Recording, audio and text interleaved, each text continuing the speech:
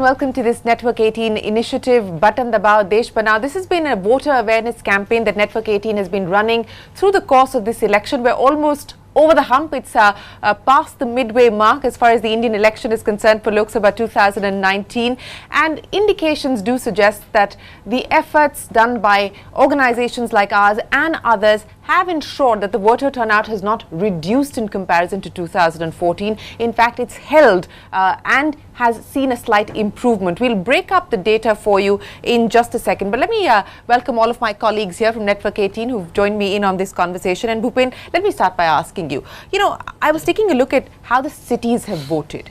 Mumbai has consistently been an underperformer, so this time around it's been a jump. In fact, best performance in the last 30 years. We've seen Mumbai go to about 55% almost, Hyderabad 44.75%, Chennai 57%, Bangalore 52%, Ahmedabad 62%, Nagpur 54%, Noida 57% or almost 58%. What does this tell you about why the cities are not coming out and voting the way that the rural constituencies are? The natural or the obvious take is that there is an apathy as far as the urban voter is concerned. They're not really that engaged with the electoral process. But the question also is, how much are politicians reaching out to that constituency? How many rallies, for instance, did mainstream politicians have in a city like Mumbai? The Prime Minister did one rally in Mumbai, from what I remember, pretty much towards the end of the election. I don't think Rahul Gandhi did a rally in the city of Mumbai at all. So is this constituency not being addressed because the voter turnout has traditionally and legacy-wise been lower, or do they feel that they don't matter, so why bother? It's a bit of both. For the last 2 decades that I've been in this business, before every election, each politician tells you that you guys are city people, you don't know what's happening in India, because you know what, the real India is outside. The real India is in the rural areas. Now, if the real India is in rural areas, and if the political class is reaching out to rural areas, and there is a sense, whether you look at budget or most government policies, there's always an attempt which is being made somehow to address whatever concerns exist in the rural areas. There is a feeling, certainly in this age group of 25 to 35, that irrespective of who comes to power, my job, my income, my money is not going to be addressed by the government. It will be addressed by some corporate player, it will be addressed by some bank. Somewhere there is a feeling that if I am in a good, comfortable zone as far as my own personal life is concerned, I can live without. But it's not about comfort, it's about dependence, right? The issue is not about comfort. The issue then I don't depend on the political class. I don't depend on the political class as much as a rural voter will perhaps depend on the rural. There's also a factor of trust, Shireen. I think rural areas, because they depend a lot on institutions of governance. Basic services. For the basic services. So they go to the government, their touch points with government are, I think, on a daily basis. Whereas in cities, we want the government out of our lives. So it's a completely different mindset. We don't want the government in our life. We hardly feel the government in our life. Whereas in a rural setting, you cannot escape the government and its arms, right? So I think the trust, they might be very upset, but at the time of the vote, I think they have the trust that this will change something. Look at a place like Delhi itself. I mean, so divided. Say a New Delhi constituency always registers a much lower voters percentage than the rest of Delhi. So in Janakpur and all, the people want to go out and vote because I need my government. I want to decide who my government is. The process of choosing the date on which the election is to be held, by that logic, should all elections be held only on Saturdays? Or should they be held only on Sundays? Or should they be held bang in the middle of the week? Should they be held on a Wednesday? Are we saying that if an election was to be held on a Wednesday, will that make a difference? Will it bring out more people? I don't think it's necessarily related to which day of the week that election will be held. But I do believe that there is a problem. When it comes to big cities, there is a problem about just how much the government of the day is going to impact me. If I'm a stock market broker, all stock market punters keep calling you what's happening, what's not. If the limited interest of the government is the government going to contribute in me getting more money? Well, maybe then 30 to 40% people come out and vote. And that's what you see. If the government was to be in a position in which maybe the impact on my life was far higher, then maybe you would have seen. One of the other interesting things that we've seen as far as this particular election is concerned, the number of first-time voters. I was just looking at the data. 1 in 60 registered voters in the age group of 18 to 19. There are 1.5 crore first-time eligible voters that we've seen.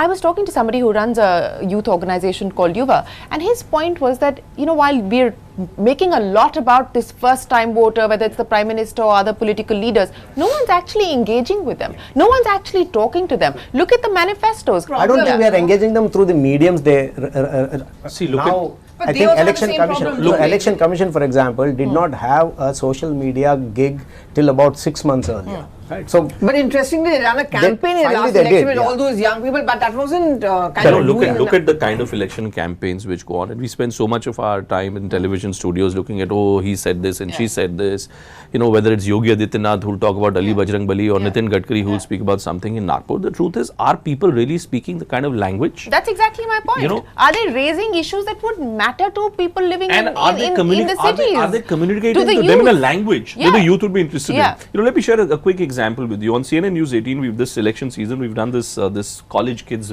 quiz show.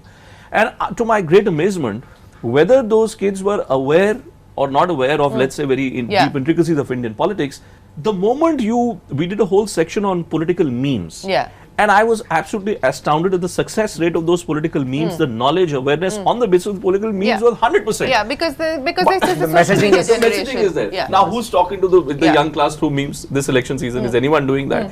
Prime Minister Modi, who's a great master of articulation and reaching out to the targeted audiences. I mean, is an interview with Akshay Kumar the best way to reach out to first-time No, but voters? I also think we I'm should not make sure. a difference. Gaon mein bhi the youth are going out and voting. Yeah. Why is it that they're not doing No, it but in then places like Mumbai? that comes back again to the dependency issue. So exactly. right? So Yeah. that's what I'm saying. That even if a government is offering a job, I'm going to give you employment. I don't know how much a youth of Mumbai would want it from the government. They'll say, I want to go out for a private sector. So मुझे private sector में नौकरी के लिए, I don't need to vote for a government. I need to perhaps study more. I need to go on Google. But then most of their issues are but addressed by there's the education. municipal authority, Yeah, right? no, Do they go out and vote for the municipal elections? In fact, there the participation is even lesser. And सच्ची बात ये भी है. Many of them are saying, I find in big cities. I remember once I covered Delhi election. At Defence Colony and all those areas, the posh areas, they were not going out and voting. Why? I don't want to stand in a line. But that again Whereas brings in me municipal back to the corporations, point no. that the touch point there is that much more immediate, right? And which is why people feel that their vote matters. exactly, the people who don't go to vote during a Lok Sabha election, they go back for a panchayat Exactly, election. exactly. You're actually touching on a very fundamental dilemma before our democracy, which is that is the political class increasing the inequality which exists between the rural class and the urban pockets? Look at a state like Odisha, for instance. Look at the kind of commitments that have been made by the Odisha Chief Minister. And this was pointed out to me by someone who works as a labourer here in the national capital, who earns 20,000 rupees a month. And he said, if I was a citizen of Odisha, I would have been better off. I said, why? He says, because the central government is giving me 6,000 rupees per annum. Congress party is promising me 6,000 rupees per month. The Odisha state government, in addition to the various amounts, has already committed to the day I come back to power, I'll give 10,000 rupees, to 25 lakh farmers. So he calculated, he said, if I was in Odisha, I would have earned 13 to 14,000 rupees per month just on the basis of government subsidies. Let's take corruption, let's take it, with a pinch of salt, and let's say even if the government is contributing 10 to 11,000 rupees for someone who's living in one of the poorest states, then what are you going to do about those individuals who want to move to the big cities if they are living in those big cities, the lowest end of the middle classes or the lowest end of the economic classes? Are you really engaging with them? Are you providing them with solutions? Maybe you're not, and maybe that explains why people are not coming out. Let's address the more practical aspect of basically getting to a voting booth and a polling booth. There's been a lot of conversation, where Digital India and so on and so forth. Can we not look at ways of basically being able to cast our vote through an app or whatever? And I asked Ashok Lavasa, the election commissioner, this question. He said, look, we're not at that point where we feel comfortable to do so. There are questions about EVMs being rigged, EVMs malfunctioning. If you were to move from this system to a network, But remember, the same resistance also came to EVMs initially. No? Many people were very Sure. So is that issue. exactly? So is that really a solution, or is this again naive, elitist? I think it is a big issue. See, the thing is that if we have not been able to kill the debate over EVMs, which are standalone machines, and not networked, and we presume that any political party can rig them so badly that they can win an election, then there is no way this country can ever have networked election. That's a reality. Well, I mean, to be fair, It's we tough, don't even have the US. The No, US no, is you don't. actually No, exactly. not even on Yeah, an EVM. they're not even on EVM. Yeah, in conversation with my colleagues here on what can be done to increase awareness among voters to come out there and cast their ballot. Bhupin, just before the break, we were talking about practical solutions to try and enthuse and engage with the voters. But one of the issues comes down to accountability. At the end of 5 years, no one talks about, this is my report card, this is what I've been able to achieve. They will give you a claim about what we promised to do over the next 5 years if you vote me back to power. But how much of that is also our responsibility and our job as the media to put the focus on what has been delivered, what has been achieved? Do you remember, Shireen, that when Narendra Modi became Prime Minister in 2014, the first speech which he made when he was addressing the BJP Parliamentary Party, he said very, very clearly in 2014 that 5 years down the line, I will come to you with my report card. Where is the report card? And are we asking for a report card? Are we spending enough time figuring out what has been done? Look at the kind of discourse which is taking place in this country. There's religion, etc. My point is that I don't think that people, in India at least, I don't think they just vote on the basis of performance. They may vote for various factors. I've done a lot of programs this election season as well, just to try and figure out whether people are voting on the basis of emotion. Of course, and emotion is a big factor in elections. Venkat uses the term trust. Yeah. I may trust you, but will I vote for you? I may like you, but will I vote for you? I think these are fundamentally different points. Yeah, a politician once told me there's no thank you vote in India. There's no thank you vote, exactly. So you got to keep the hope alive कि this is gonna. So which is why you're saying that the report card आता ही नहीं है. हाँ, report card आता ही आपने जो कर दिया ना, it's like आए हो तो क्या लेके आए हो, जाते हो तो क्या देके जाओगे? मतलब look at it. I mean, Sheila Dikshit का तो खुद ही thank you हो गया. She was there for 3 years, 3 terms. 3 terms, but three terms जब में thank तक you वो होगा. Thank you का भी तो shelf life होता है. Thank you. But we are not talking about the political side of it. But I don't know, does the report card ever matter if I want to go out and vote? I mean, is that the reason? Why not? I don't think people over here only work. A lot depends on the political parties. How many of them are able to drag their cadre out, entice voters to come and vote? The example which you were giving, the example you were giving about the person who works in a house and why उसके गांव में, name and shame. अगर मैं नहीं पहुंचा vote करने, will my गांव shame me? And then the connect in the villages and smaller areas is immediate with your immediate neta. So let me ask each one of you before we close. Don't ask us to call this election. I'm not asking anybody to call the election, but I'm saying that there is no conclusive evidence to suggest that the voter turnout has an impact as far as who is eventually going to make government. We overanalyze these things. But if you would only pick up on the comments that seem to be coming in from the Prime Minister, specifically Bhupin, and I'll start by asking you, even in Varanasi, even after he cast his own vote, saying that people might tell you that Modi is coming back, but that shouldn't deter you from going out there and exercising your mandate. That's right. So, what is the andar ki khabar in terms of how they're looking at the turnout? No, see, when we look at all these cities and when we say that the voting percentage is not increasing, there is a feeling that people in big cities, the middle classes, etc., would be supporters, let's say, of the Bharatiya Janata Party. Now as this election moves towards rural parts of the country, in eastern UP, there is a feeling that if the BJP has to be, let's say, in the driver's seat this election season, it has to be. It needs to ensure that the voting percentages, they can't just remain stagnated where they were last time. Have to be significantly higher. It has to be significantly higher, which is, and it's very, very hot.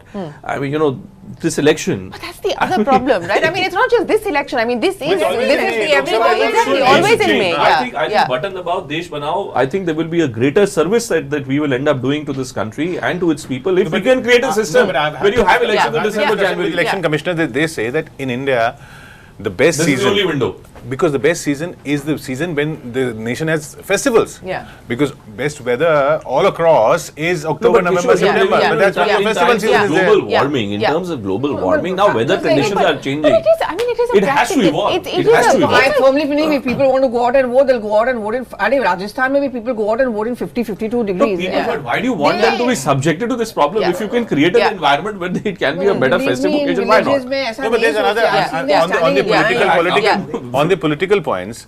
I've heard people in some constituencies, especially in Delhi, tell me that अगर आम आदमी party and Congress का हो जाता ना, I would not have gone and voted because because Congress would not have had a candidate in this my constituency. I don't want to vote for the BJP. I don't want to vote for the Aam Aadmi Party. This is a problem. This could also be a problem because we hear of these vote transfers among SP and BSP and RLD. That you're taking only the Bharatiya Janata Party factor into account. This might also result in. When I said trust, what I meant was that in rural areas, they trust that their vote will change something. That's what I'm saying. That their vote matters. That's the trust. That their vote matters. The problem in urban areas is, it's maybe something drastic that I'm saying. Education confuses you, right? And you move up the social ladder, you are apathetic. Why? Because Isn't it supposed to do the opposite? It should be the opposite. It's supposed to tell you about the candidate, what they stand for, what they've been able to achieve, deliver, so on and so forth. Sujit says revolt of rising expectations. It's almost as if that in the middle classes, in the urban segments, there is a feeling that They want more and more. I want more and more and more. More and more. And maybe the political class is not able to match up to that constantly rising expectation. So it all then comes down to a point where if I emotionally feel attached to a politician or to a political party, I go and cast my vote, otherwise I don't.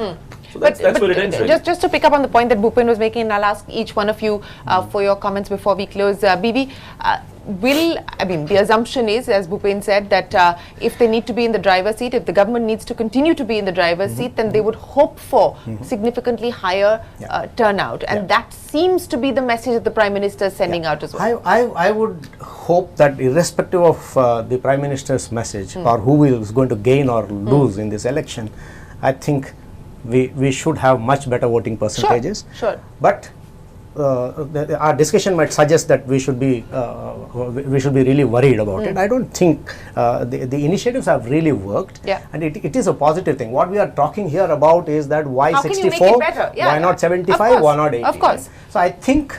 One of the big silver linings that we haven't discussed, for instance, is the participation of women in the Indian election. They might not be the decline in the workforce is a cause for concern, but in the electoral process, it's been the absolute opposite. It's been moving higher. So that's what I'm saying. So irrespective of which party is going to gain or not, I think we have to have better voting percentages, and I think the urban areas have to weigh in much better. Our problem of lower voting is definitely because of urban centers. The rural centers have better reasons not to vote, which is yet they'll go out and yet they will not go and vote. They'll try their best to go and vote, whereas we give up at the slightest excuse. We need the slightest excuse not to vote. They will go unless there is something really, really drastic. They will go and vote. Put that vote because they trust that this will make a change. So, and they're unconfused. They're innocent. Okay, I don't know about innocent and unconfused. Because Venkateshwar suggests that if you're educated, as he says, confused, then that means that you know more, and knowledge leads you to a situation of chaos. That knowledge leads you to inertia. That's the point that he's making. It's a separate. So Kishore, you haven't voted yet because Delhi is yet to vote. So I would go out and vote. Yes, and Bhupen has voted, but he doesn't have any mark to prove it. Well, the unfortunate part, and I saw that people in Mumbai also were complaining about this, and I'd urge all of you, because there's a lot of money which is spent in that ink which is put. So if you are going to cast your vote, which I'm sure you will, do check if nail polish remover. I'm due for 12th too. We are due for the 12th as well. So this is our effort to try and mobilize people to go out there and exercise their mandate. If you haven't done so, if you were not part of the first 4 phases of the election, then we urge you to go out there and do so when your turn comes. This is a wrap on this edition of Network 18's Button Dabao Desh Banao initiative, and go out there, show us that you've been able to do it. Send us your selfies. We'd be happy to put them out on Network 18. From all of us here, goodbye. Thanks for watching.